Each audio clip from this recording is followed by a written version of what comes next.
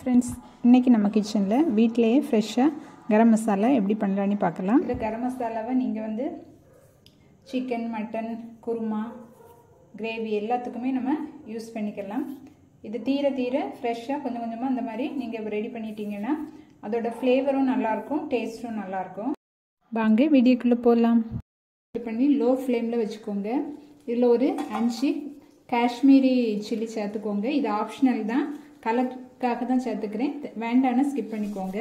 கூடவே சின்ன சைஸ்ல ஒரு 4 பிரியாணி இலை, பெரிய சைஸ் இல்லைன்னா 2 இலை சேர்த்துக்கோங்க. 20 ஏலக்காய்,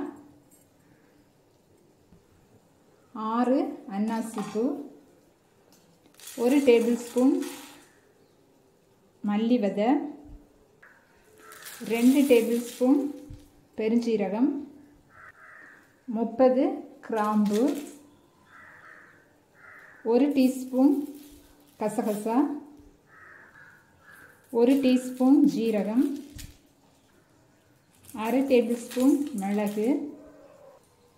இந்த சைஸில் ஒரு 4 துண்டு பட்டை. நான் சுருள் பட்டை சேர்த்துக்கிறேன். சுருள் பட்டை தான் ஃப்ளேவர் டேஸ்ட் நல்லாயிருக்கும். அப்படி சுருள் பட்டை இல்லைன்னா திக்கான பட்டை சேர்த்துக்கோங்க. லோ ஃப்ளேமில் வச்சு வறுத்துக்கோங்க. ஹை ஃப்ளேமில் வச்சு வறுத்துறாதீங்க, டக்குன்னு கரிஞ்சு போயிடும். அதோட ஃப்ளேவர் டேஸ்ட் எல்லாமே மாறிடும். லோவாக வச்சு வறுத்துக்கோங்க.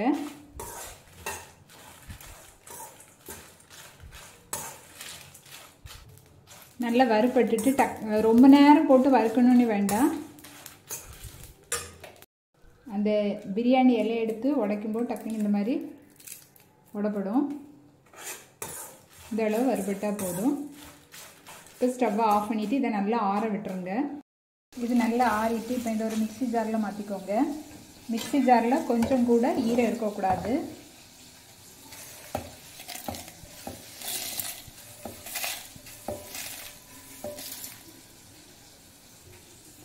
ஃபஸ்ட்டு பல்ஸ் மோடில் 2 சுற்றி சுற்றிட்டு அதுக்கப்புறமா நல்ல ஃபைன் பவுடராக அரைச்சிக்கோங்க.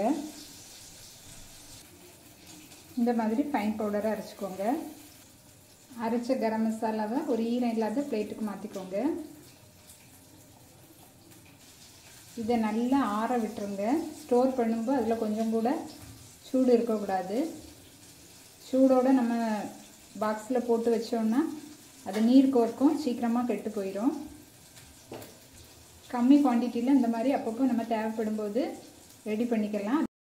இது நல்லா ஆறிட்டு இப்போது ஸ்டோர் பண்ணிக்கலாம். இந்த மாதிரி அப்பப்போ ஃப்ரெஷ்ஷாக வீட்டில் ரெடி பண்ணி நீங்கள் யூஸ் பண்ணிங்கன்னா டேஸ்ட், ஃப்ளேவர் ரொம்பவே நல்லாயிருக்கும். கடையில் வாங்குகிற பேக்கெட்டை விட இது ரொம்பவே நல்லாயிருக்கும் யூஸ் பண்ணுறதுக்கு. நீங்களும் ட்ரை பண்ணிவிட்டு கமெண்ட் பண்ண மறக்காதீங்க. தேங்க்ஸ் ஃபார் வாட்சிங்.